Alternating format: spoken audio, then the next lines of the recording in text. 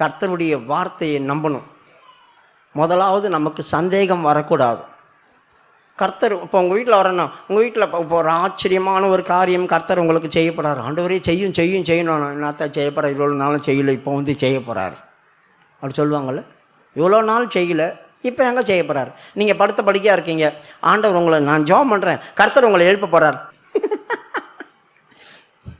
எழுப்பிட்டாலும் நம்முடைய இருதயம் எப்படிப்பட்டது தெரியுமா இருக்குது? மார்க்கு 11வது அதிகாரம் 23வது வசனம் வாசிங்க.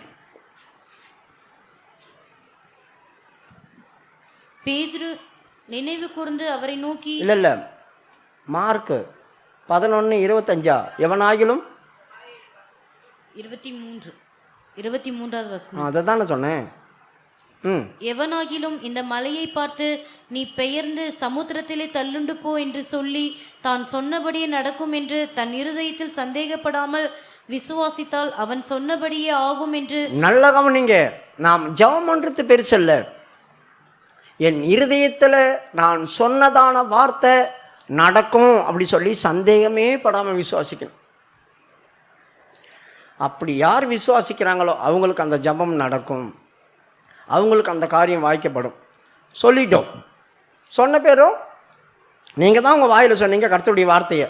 நடக்குமோ நடக்காதோ சொல்லிட்டு வந்திருக்கிறேன், நடக்குமோ நடக்காதோ அப்படி சொல்லி சந்தேகப்பட்டு இருந்தோம்னா கண்டிப்பாக நடக்காது.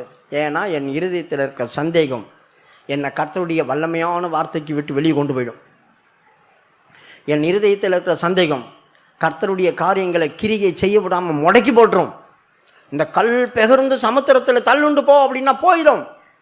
சண்டே கிளாஸில் ஒரு பிள்ளைங்களுக்கு சொல்லிக் கொடுத்தாங்க, இயேசுவின் நாமத்தினால நீங்கள் இதை சொன்னீங்கன்னா இருதயத்தில் சந்தேகப்படாமல் அது போயிடும் அப்படி சொல்லி 4ஆம் கிளாஸ்லேயும் 5ஆம் கிளாஸ்லேயும் ஏதோ சொல்லி கொடுத்துருக்காங்க சென்னையில்.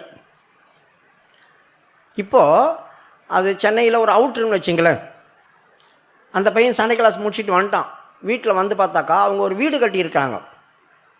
வீட்டுக்கு முன்னால் ஒரு பெரிய பாறை இருந்துச்சு. வாசலுக்கு முன்னாலேயே அந்த பாறையில் ஒட்டி தான் அவங்க போனோம். பின்னால் அவர் கதவு வச்சுருக்காங்க. அவங்க கட்டும் போது அவங்க இந்து பிள்ளைங்க, இந்து வீடு, அது வாஸ்துபடி அங்கே கட்டிட்டாங்க. இப்போ தான் ரட்சிக்கப்பட்டு மெதுவாக உள்ளே வராங்க அந்த குடும்பம்.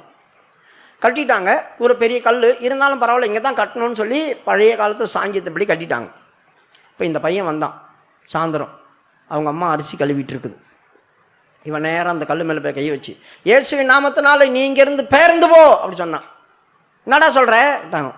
இயேசுவின் நாமத்தில் சொன்னால் பேருந்து போவோம் அப்படி சொன்னாங்க. இவர் சொல்லிட்டார், அப்படியே தூக்கிட்டு போய் கடலில் போட்டுருவார் ஆண்டவர் அப்படி சொல்லிட்டாங்க அவங்க அம்மா. நைட்டு சாப்பிட்டு படுத்துக்கிட்டாங்க. காலையில் 8 மணிக்கோ டாங் பொட்டாங் சத்தம் கேட்டுன்னு இருக்குது. வெளியே வந்து பார்த்தா அவ்வளோ பெரிய பாறையை உடச்சிட்டு இருக்கிறாங்க, பெரிய அந்த புல்டோசர் வச்சு. என்ன பண்ணுறீங்கன்னா, இங்கே ரோடு வரப்போகுது, அதனால் இந்த பாறையை உடைக்கிறோம். இன்னைக்கு தான் சாங்ஷன் ஆச்சு. சொன்னா பாத்தியா, நேற்று நான் ஜெபம் பண்ணேன், பாறை போயிடுச்சு. வீட்டுக்கு முன்னால் அந்த பாறை இருந்த இடமே தெரியாமல் ஆக்கி விட்டாங்களாம். நம்முடைய இருதயம், சின்ன பசங்களுடைய இருதயம் சந்தேகப்படாதுங்க, சந்தேகமே வராது. பன்ரோட்டியில் ஒரு காரியம் நடந்துச்சு. சின்ன பசங்களாம் சண்டே கிளாஸ் முடிச்சுட்டு போகும்போது, கர்த்தருடைய நாமத்தினால நம்ம எதை சொல்கிறோமோ அது நடக்கும், குணமாக்கப்படும், கர்த்தருடைய நாமம் வல்லமை உள்ளது, நம்ம சொன்னால் நடக்கும் அப்படி சொல்லி அந்த பசங்க முடிச்சுட்டு ஒரு 2 பேரோ 3 பேரோ போயிட்டுருக்காங்க பஸ் ஸ்டாண்ட் வழியாக போயிட்டுருக்கும்போது ஒரு பிச்சைக்காரன் உட்காந்தான், குஷ்டரோகி உட்காந்துருந்தானே. அவங்கள்ட்ட போயிட்டு பிச்சை எடுத்துருந்தவனே, இயேசுவின் நாமத்தில் நீ சுகமாக அப்படி சொன்னாங்க இந்த பசங்க. இயேசுவின் நாமத்தில் சுகமாக சொன்ன உடனேயும் அவர் குஷ்டரோகம் நீங்கி போச்சு 5 நிமிஷத்துக்குள்ள. எல்லாரும் பார்த்துட்டு இருந்தாங்களாம். அவன் அந்த டிஃபன் ஒரு தூக்கு டிஃபன் மாதிரி வச்சுருப்பாளா போட்டுட்டு ஓடினான். இதெல்லாம் கற்பனை கதை இல்லைங்க, உண்மையாக நடந்தது. தண்டார்பட்டியில் ஒரு 3 வயசு பிள்ளைய கொண்டாந்து சபையில் சண்டே கிளாஸில் ஒரு பிரான்ச்சு சண்டே கிளாஸில் விட்டாங்க. ஆண்டவருடைய நாமம் பெரியது, நம்ம சொன்னால் நடக்கும்னு. அந்த பிள்ளை சண்டே கிளாஸ் முடிச்சு வீட்டுக்கு போகும்போது அவங்க அம்மா வயிற்று வலியில் துடிச்சிட்டு இருந்தாங்களாம்.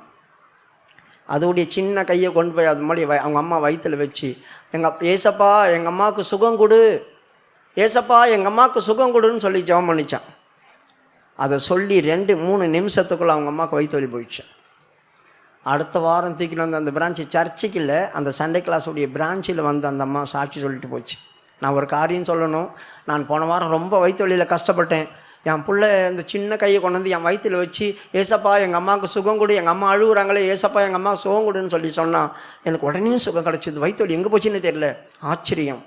அவங்க அப்புறமா தான் ரட்சிக்கப்பட்டாங்க. தேவனுடைய வார்த்தை ஒரு நாளும் பொய் ஆகாது.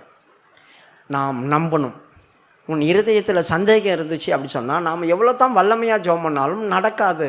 அதனால தான் எவனாகிலும் ஜெபம் பண்ணும்போது இந்த வார்த்தையை சொல்லிட்டு அப்புறமா உன் இருதயத்தில் சந்தேகப்படாமல் இருந்தால் அது அப்படியே நடக்கும்.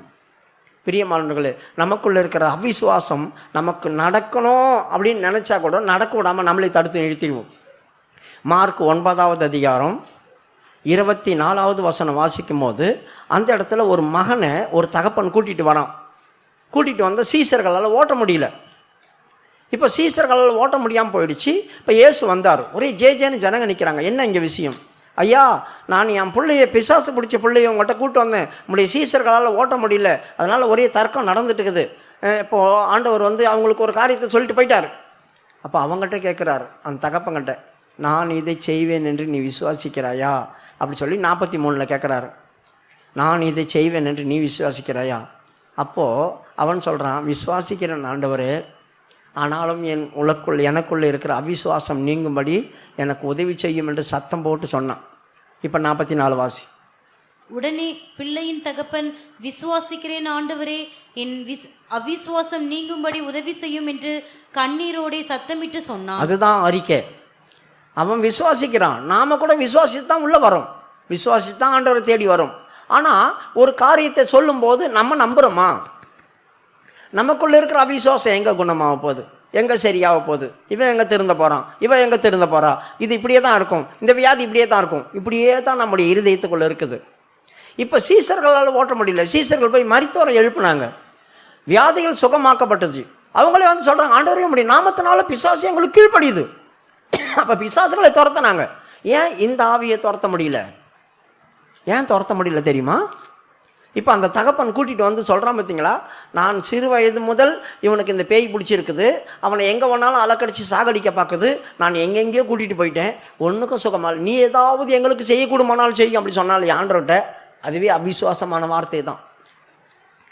இப்போ சீசர்கிட்ட கொண்டு வரும்போது சீசர்கிட்ட என்ன சொல்லியிருப்பான்? ஐயா, சின்ன வயசுலேருந்தே இந்த பிரச்சனை இருக்கியா, நாங்கள் நிறைய இடத்துல கூப்பிட்டு போனோம், யாரும் சுகமாக்குறாங்க, சுகமாக்க முடியல, நீங்கள் எதனா பண்ணுவீங்களா, சுகமாக்குவீங்களா அப்படி. நம்ம சீசர்களுக்கு ஏற்கனவே பிசாசு துரத்து நாள் தான்.